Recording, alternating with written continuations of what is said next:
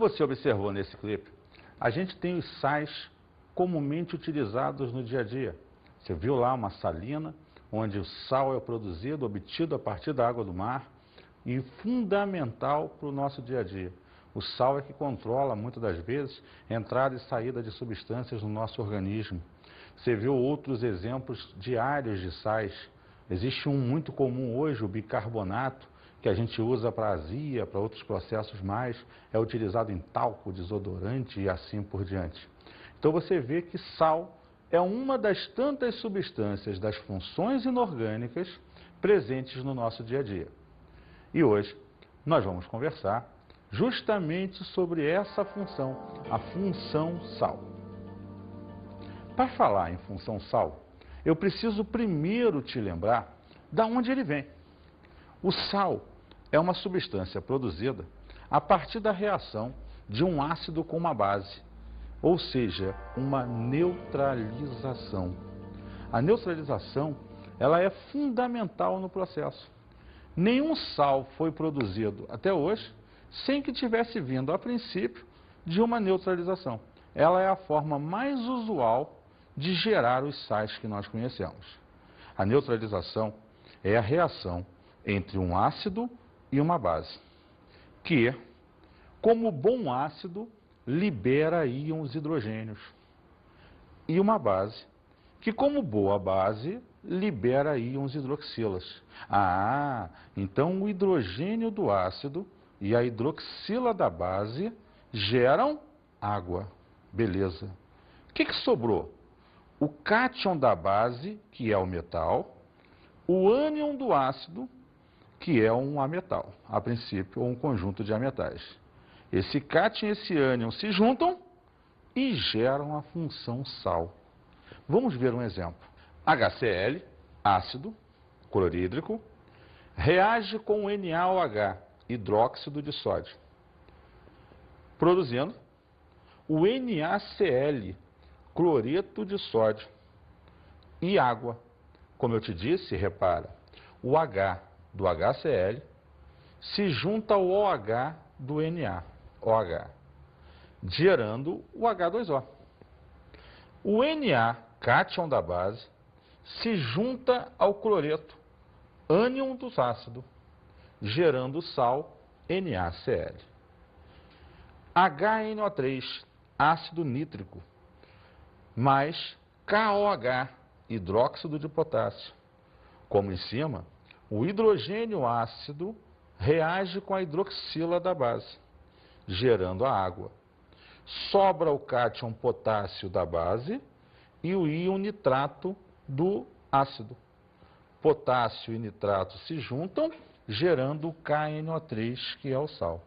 Então você percebe que necessariamente todo sal, a princípio, provém de uma neutralização ácido-base. Batendo bem aquela ideia, vista por você tanto na aula de ácido quanto na aula de base, de que são substâncias que se neutralizam e que vão gerar, agora vivendo por nós, a função sal. Podemos então observar, finalizando essa introdução, que sal é toda substância que provém da reação de neutralização de um ácido com uma base. E também podemos observar que, em geral, o sal é uma substância iônica, ou seja, é uma substância que, em meio aquoso, em presença de água, vai produzir íons, cátions e ânions, aleatoriamente em função do sal que você tenha. Mas é importante perceber que todo sal gera em meio aquoso, a princípio, íons. Vamos ver um exemplo. NaCl. Em presença de água, ele sofre uma ionização e uma dissociação, muitas das vezes, e gera o Na mais 1 e o Cl menos 1. O cátion sódio e o ânion cloreto. CaCO3, carbonato de cálcio. Em presença de água, ele gera o cátion cálcio e o íon carbonato, o ânion carbonato, mais precisamente. Então você vê que o sal gera íons quando em meio aquoso. Vamos então criterizar agora os sais. De que maneira? Vamos fazer a classificação dos sais. E como a gente sabe, toda classificação ela tem critérios. E o primeiro critério que a gente vai determinar é justamente quanto à presença de oxigênio. Bom, quando você fala quanto à presença de oxigênio, você vai observar que é um critério até tranquilo. É observar se na estrutura do sal aparece ou não o oxigênio. Se aparecer, você vai chamá-lo de oxissal. Se não aparecer, você vai dizer que ele é um sal aloide. Então vamos lá observar essa classificação. Sais aloides são aqueles que não apresentam oxigênio. Por exemplo, NaCl, KBr, NaCN, KCl. Vamos ver outra classificação. Oxissais são aqueles que apresentam oxigênio. Por exemplo, CaCO3, NaClO, KNO3, Ca3PO4, todos sais que apresentam oxigênio. Veja então que esse critério foi tranquilo. É a observação do fato da presença ou não do oxigênio. Importante, esse oxigênio que aparece nos sais, ele deriva sempre do ácido que deu origem ao sal. Então, se o sal foi formado de um oxiácido, necessariamente esse sal terá oxigênio. Ah, e se o sal, então, foi formado por um ácido que não tinha oxigênio? Perfeito, ele será um sal aloide, porque ele não vai ter na sua estrutura oxigênio. Vamos então observar um outro critério de classificação, quanto à natureza dos íons da estrutura. Então você vai perceber nesse caso agora, que dependendo dos íons produzidos nos sais, na ionização e dissociação dos sais, você vai observar a diferença de classificação do processo. Vamos observar cada item desse critério. Sal normal. Sal normal é todo sal que você observa na estrutura dele não haver hidrogênios procedentes do ácido que deu origem ou hidroxilas procedentes da base que deu origem. Porque nem toda neutralização ela é total. Muitas vezes você vai perceber que ao longo da neutralização o ácido não liberou todos os hidrogênios e eles vão aparecer nesse sal. A base não liberou todas as hidroxilas e eles podem aparecer no sal. Então, no sal normal, recapitulando, é aquele no qual sua estrutura não apresenta nem hidrogênios derivados do ácido, nem hidroxilas derivadas da base. Por exemplo, NaCl, NaNO3, CaSO4. E vamos ao segundo tipo de sal, o hidrogeno sal. O hidrogeno sal é o nome que se dá a um sal que na sua estrutura ainda existem íons hidrogênios provenientes do ácido que o deu origem. Se isso ocorrer na estrutura dele, ele vai ser chamado de hidrogeno sal. Repara que esse hidrogênio vai estar sempre no meio da estrutura. Isso é um detalhe importante. Vamos ver alguns exemplos. NaHSO4, KHSO3. Repare que o hidrogênio que você observou no exemplo é procedente do ácido que deu origem, por não ter perdido todos eles no processo de neutralização. Vamos ver a terceira forma, o hidroxissal. Nesse caso, o sal formado, ele apresenta na sua estrutura ainda uma hidroxila, procedente da base que lhe deu origem, por ela não ter, na neutralização, perdido todos os seus íons hidroxilas. Vamos ver um exemplo. CaOHCl, MgOHBr. Repara você que em ambos os casos você vê um OH no meio da estrutura, que é justamente a hidroxila gerada a partir da base, por não ter perdido todas. Vamos ao terceiro critério de classificação, quanto à presença de água no retículo cristalino, ou seja, quantidade de água que algumas substâncias, ditas muitas vezes de higroscópicas, aderem à sua estrutura. Imagina a molécula do sal e a própria umidade da atmosfera vai agregando moléculas de água a ela. Se isso acontecer, você vai dizer que esse sal é hidratado. Se isso não acontecer, você vai dizer que esse sal é anidro. Essa é a classificação que a gente vai avaliar. É a presença ou não de água na estrutura daquele sal, no retículo cristalino daquele sal. Vamos então à classificação. Sal hidratado. O sal hidratado é aquele que vai apresentar no seu retículo a presença de água na estrutura da molécula. Por exemplo, CaCl2, ponto 2 de água. O ponto caracteriza a união das moléculas de água na estrutura do sal. Outro exemplo, CuSO4, ponto 5 de água. Ele agregou à sua estrutura 5 moléculas de água. Outro exemplo, MgSO4, ponto 7 de água. Veja então que em todos esses casos, os sais aderem à sua estrutura a moléculas de água. As quantidades são em função do próprio sal, da quantidade de moléculas, devido à sua estrutura, que podem se agregar ao sal. Vamos ver o outro lado, o sal anidro. O sal anidro é o tipo de sal que não terá moléculas de água agregadas à sua estrutura, pois ele não é higroscópico, ele não tem essa atração natural que os sais normalmente têm por água, no caso das moléculas dos sais hidratados. Ele, então, é o tipo de sal que não apresenta água no seu retículo cristalino. Vamos ver um exemplo. NaCl, o MgSO4, o NaKCO3, são sais que, em geral, não apresentam essas moléculas de água. Deixa eu te mostrar um pouco melhor, com um exemplo prático, como é que a gente percebe isso.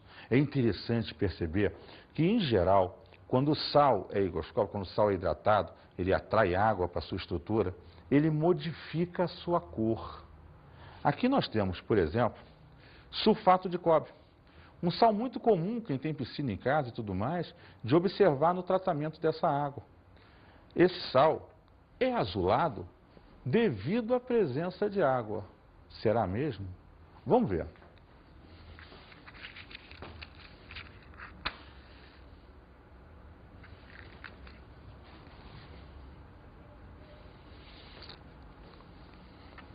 Eu coloquei um pouquinho desse sal previamente num tubo de ensaio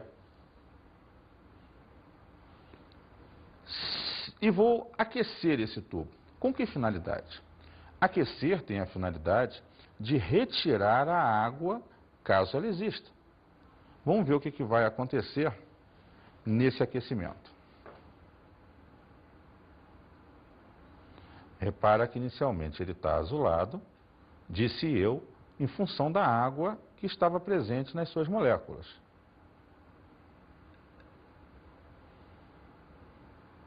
Você vai começar a perceber na boca do tubo a saída de vapor daqui a pouco, caracterizada justamente pela água que estava no retículo do sal.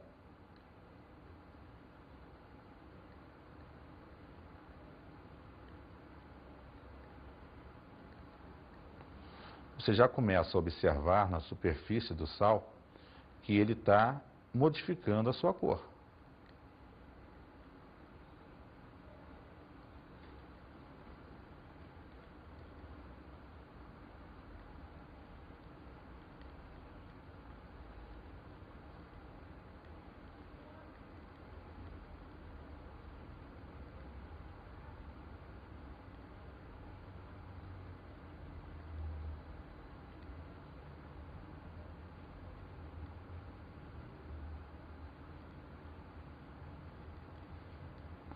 Ele está ficando branco devido à saída das moléculas de água.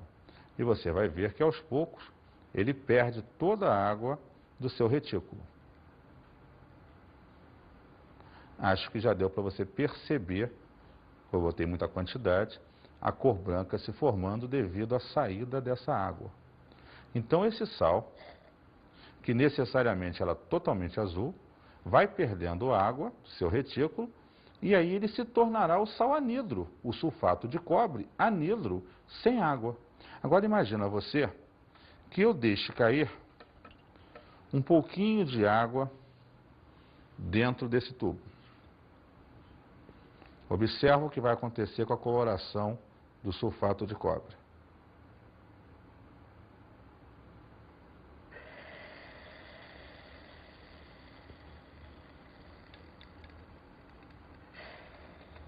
Voltou a ficar totalmente azul. Ou seja, ele foi reidratado forçadamente por mim, para te mostrar que a presença de água no retículo, primeiro ponto importante, modifica a cor da estrutura. E necessariamente existem sais que realmente são atraídos por essas águas e se associam a elas. Um outro exemplo muito interessante é esses bibelôs que você compra normalmente, os galinhos de tempo. O vendedor vai, olha, se for chover, ele vai mudar de cor. E quando está um dia quente, ele fica com outra cor. O que é isso? É um sal que você impregna na superfície do bibelô. Esse sal é um sal higroscópico, um sal que se adere a moléculas de água. Quando ele está úmido, vamos dizer assim, e quando vai chover, o que acontece quando chove? Aumenta a umidade do ar, há mais vapor na atmosfera, esse vapor é captado pelo sal e ele se hidrata. Ele vai ficar numa cor. Num dia muito quente, o vapor vai subir para altas atmosferas, o clima está seco, ele perde aquela água do retículo pelo aquecimento. Vamos ver a substância que você utiliza normalmente. É o cloreto de cobalto, é um sal. Veja só, ele está aqui. Eu preparei previamente. Essa solução, ela é rosa. Por que ela é rosa? Porque ele está hidratado, é uma solução aquosa, é o sal dissolvido em água. Quando você então impregna, eu até já tinha impregnado, esse cloreto de cobalto num papelzinho de filtro qualquer, você vai perceber que ele ficou róseo. É como se você tivesse impregnado o galinho, o bibelô lá que você está em casa. Aí você vai aquecê-lo, com a finalidade de secar o papel. Num dia quente, o vapor vai sair e deve modificar a cor.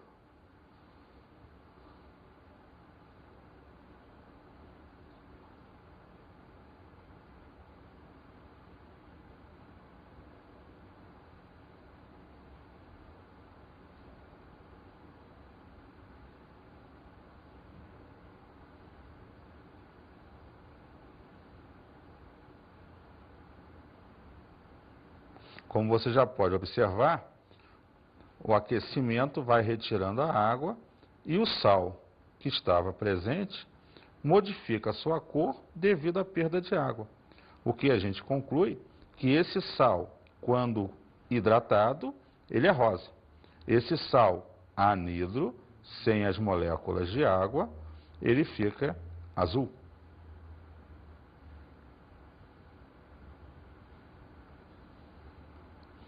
Ou seja, o bibelôzinho lá, o galinho do tempo, se azular, vai denotar para você que está um dia quente. Um dia que com certeza não vai chover. Se esse bibelô ficar rosa, é porque vai chover. Ou seja, aumentou a umidade do ar e essas moléculas se agregaram à estrutura do sal. Com esses experimentos simples, você pode perceber a diferença quando o teu sal é hidratado e quando o teu sal não é hidratado. Ele é anidro. Ok? Observa esse texto vendo a seguir, que completa essa ideia experimental que eu te mostrei. O galo do tempo, em geral, é feito de plástico e revestido com um sal de cobalto anidro, CoCl2, cloreto de cobalto anidro, que é azul, que vai se contrapor com o sal hidratado de cobalto, CoCl2.2H2O, cloreto de cobalto hidratado, que é rosa. O fenômeno ocorre em dias chuvosos, quando temos uma maior umidade. O sal anidro absorve água e muda de cor. Quando o tempo aquece, a umidade diminui e o sal volta para a forma anidra.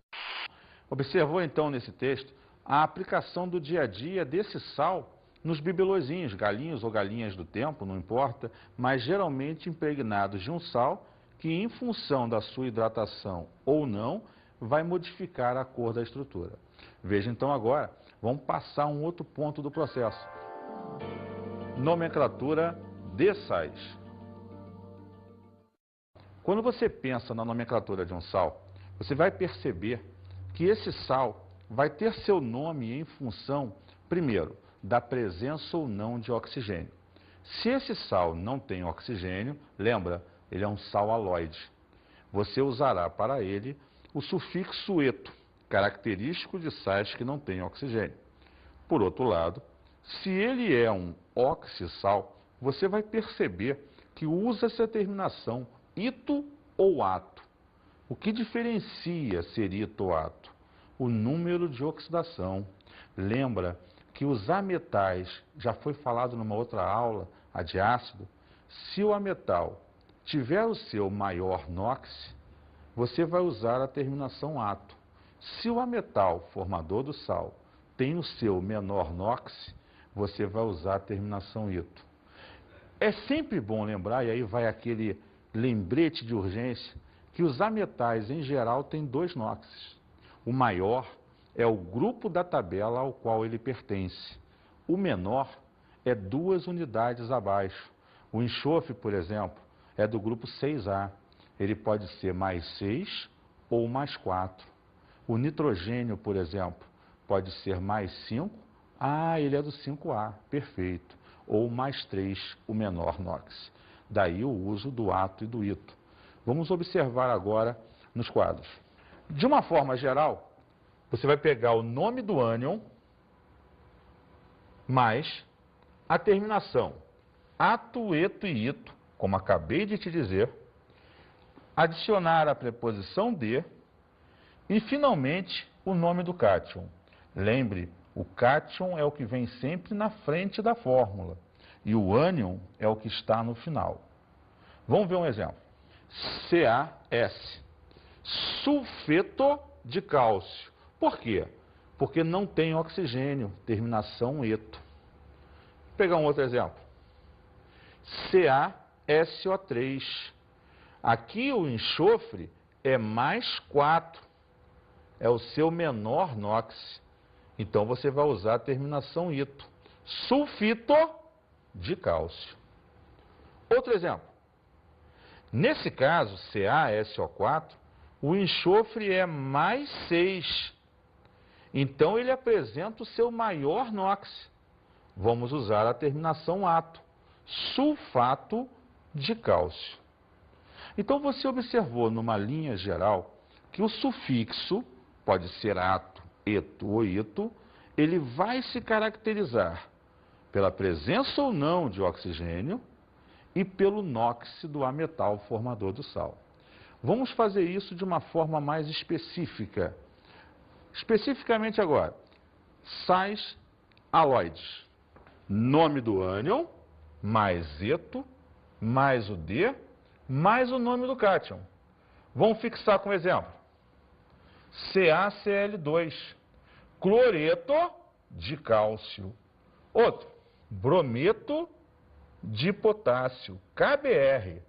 Lembrando sempre que o ânion está no final, bromo, cloro, e o cátion está no início, potássio, cálcio. Vamos olhar mais um. Mg2. Olha lá. Iodeto, começando pelo final, D e o nome do primeiro, magnésio. Beleza? Vamos falar agora dos oxissais. Oxissal, nome do ânion, mais itoato. Por quê? Ito, se for o menor NOx. Ato, se for o maior NOx. Mais preposição de e o nome do cátion. Vamos ver um exemplo. KNO3. Nesse caso, o nitrogênio é mais 3. Ele é o menor NOx do nitrogênio. Então, ficaria nitrito de potássio. Vamos olhar um outro. CaSO3. O enxofre é mais 4. Menor NOx do enxofre. Então, sulfito de cálcio. Vamos olhar um outro agora. KNO3, nitrogênio mais 5. Então esse cara tem o seu maior NOx. Vai ser chamado nitrato de potássio. E vamos ver mais um? CaSO4. O enxofre aqui é mais 6. Seu maior NOx. Então ficaria sulfato de cálcio. Então, fechando a ideia contigo. Lembrar, não tem oxigênio, termine ito. Tem oxigênio, passe a olhar para o NOx. Se for o menor, ito. Se for o maior, ato. Beleza? Vamos falar agora sobre uma curiosidade salina. Muito interessante, por sinal. Vamos falar um pouquinho sobre os extintores de incêndio. Primeiro ponto importante. Como é que o extintor apaga o fogo? Como é que você apaga o fogo? Pega o extintor, abre lá. Como é que é isso? Bem, funciona da seguinte maneira. A queima, a combustão, ela é uma reação normalmente entre o oxigênio do ar e o combustível que você botou para queimar. Toda reação requer contato. Enquanto tiver contato, está queimando. Como é que o extintor funciona? Ele joga o jato de uma substância lá, se ele for de CO2, é CO2, se ele for de água, água, pó químico. E esse pó químico, CO2 ou água, faz o quê? Ele entra em contato com o combustível e separa o combustível do oxigênio. Se separar as duas substâncias, o fogo acaba. Então a extinção do fogo, o bombeiro gosta muito de falar por abafamento. Não é o abafamento, é criar uma camada com a substância do extintor, separando os reagentes da combustão, o combustível e o oxigênio. Separou os dois, acabou. Eu queria, puxando a ideia do extintor, te mostrar que o extintor, ele produz o gás carbônico a partir de uma reação entre um sal e um ácido. Aí uma aplicação direta dos sais. Vamos olhar aqui a reação do exemplo. O bicarbonato de sódio, o sal em questão, o NaHCO3, reage com o ácido sulfúrico. Veja bem, você tem um recipiente com bicarbonato e o ácido sulfúrico num recipiente paralelo. Quando você abre esse recipiente, o ácido é jogado onde está o bicarbonato e reage, voltando, produzindo o sulfato de sódio, o Na2SO4, o gás carbônico, CO2 e água. Esse gás carbônico e água produzido sob pressão é jogado sobre o fogo, fazendo com que o combustível que lá estava pegando fogo se separe do oxigênio. E, por abafamento, vamos botar, esse fogo se extingue. Interessante, então, que você usou um sal para apagar o fogo no extintor de incêndio. Mas nem sempre as coisas são tão assim. Existem sais também que podem provocar. Deixa eu te mostrar um negócio legal aqui. Olha só. Eu coloquei um pedaço de papel, coloquei uma substância química e vou pegar um sal. E vou jogar esse sal .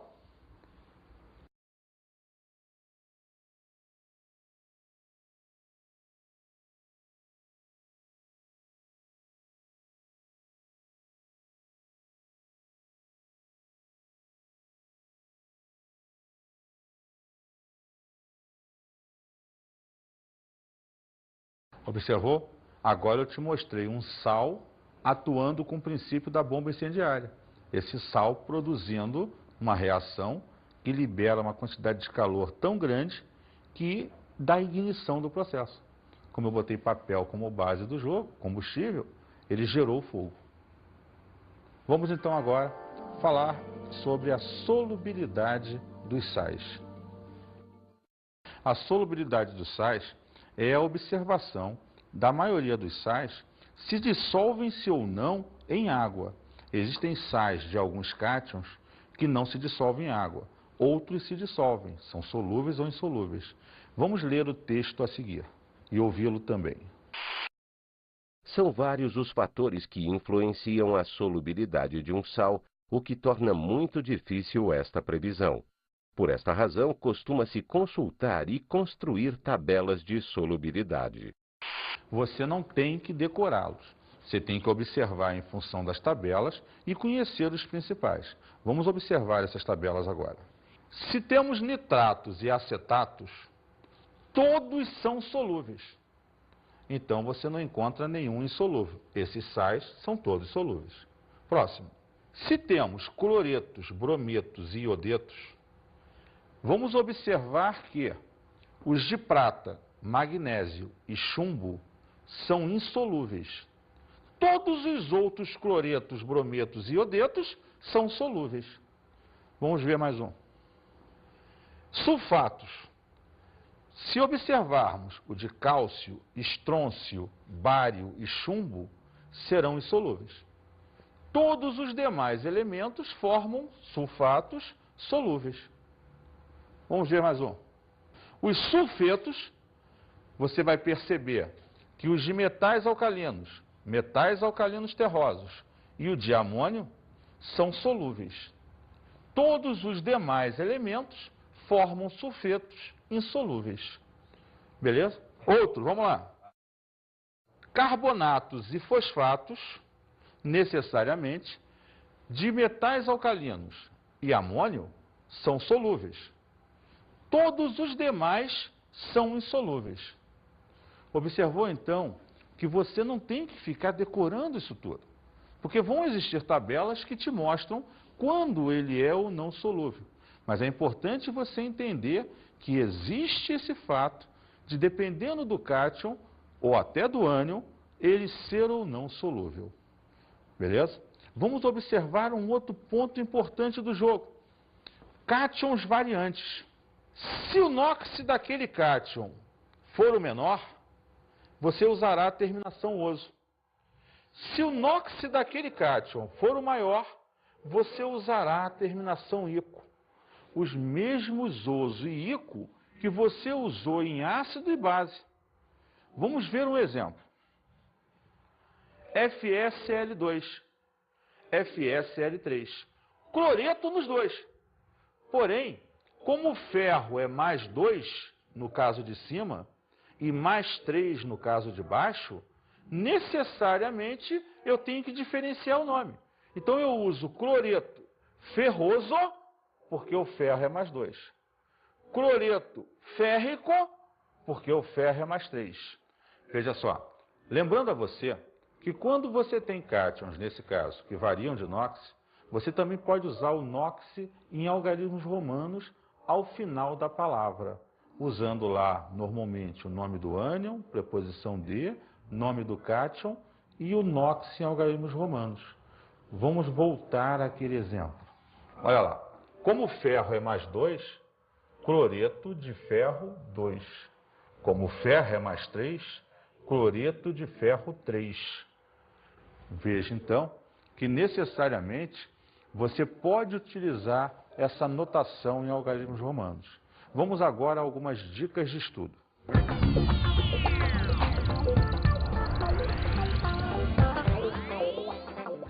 Procure observar os sais à nossa volta, a utilização dos mesmos e um sal em particular. Procure na internet, em livros, estudar sobre o uso do bicarbonato. Ele é um sal muito útil e utilizado hoje em desodorantes, perfumes, talcos, contra azia e etc. Você vai ver como é muito interessante esse assunto. Um grande abraço e até a próxima oportunidade.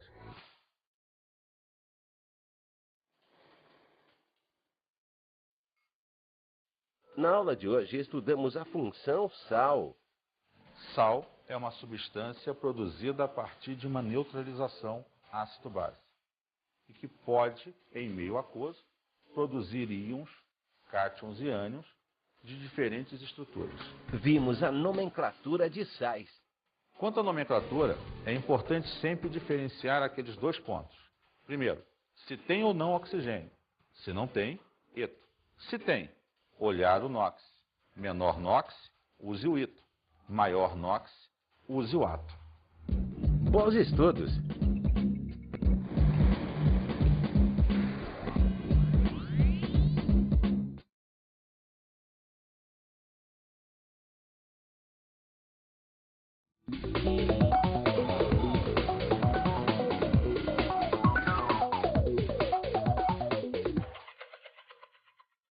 Caro colega, sais é uma aula muito rica.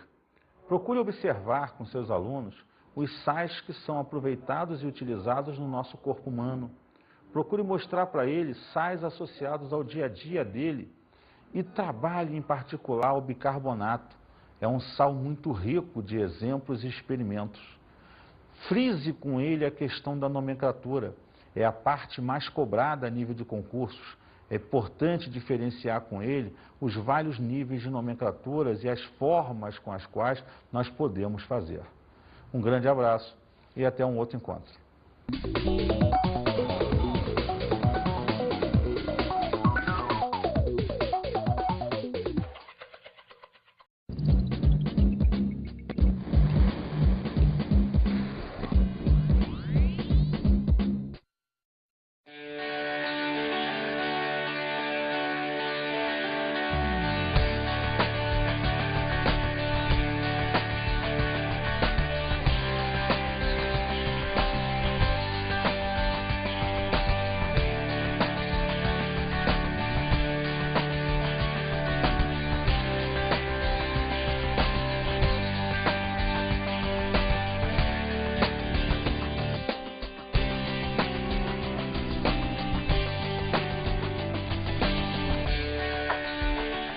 Como você observou nesse clipe, a gente tem os sais comumente utilizados no dia a dia. Você viu lá uma salina, onde o sal é produzido, obtido a partir da água do mar e fundamental para o nosso dia a dia. O sal é que controla, muitas das vezes, a entrada e saída de substâncias no nosso organismo. Você viu outros exemplos diários de sais. Existe um muito comum hoje, o bicarbonato, que a gente usa para azia, para outros processos mais, é utilizado em talco, desodorante e assim por diante. Então você vê que sal é uma das tantas substâncias das funções inorgânicas presentes no nosso dia a dia. E hoje nós vamos conversar justamente sobre essa função, a função sal. Para falar em função sal, eu preciso primeiro, então o hidrogênio do ácido e a hidroxila da base geram água. Beleza. O que sobrou? O cátion da base, que é o metal, o ânion do ácido, que é um ametal, a princípio, ou um conjunto de ametais. Esse cátion e esse ânion se juntam e geram a função sal. Vamos ver um exemplo. HCl, ácido clorídrico, reage com NaOH, hidróxido de sódio, produzindo o NaCl, cloreto de sódio, e água. Como eu te disse, repara, o H do HCl se junta ao OH. Quero te lembrar de onde ele vem. O sal é uma substância produzida a partir da reação de um ácido com uma base, ou seja, uma neutralização. A neutralização, ela é fundamental no processo. Nenhum sal foi produzido até hoje sem que tivesse vindo, a princípio, de uma neutralização. Ela é a forma mais usual de gerar os sais que nós conhecemos. A neutralização é a reação entre um ácido e uma base, que, como bom ácido, libera íons hidrogênios, e uma base, que como boa base, libera íons hidroxilas, do NaOH, gerando o H2O. O Na, cátion da base, se junta ao cloreto, ânion do ácido, gerando o sal NaCl. HNO3, ácido nítrico, mais KOH, hidróxido de potássio. Como em cima, o hidrogênio ácido reage com a hidroxila da base, gerando a água.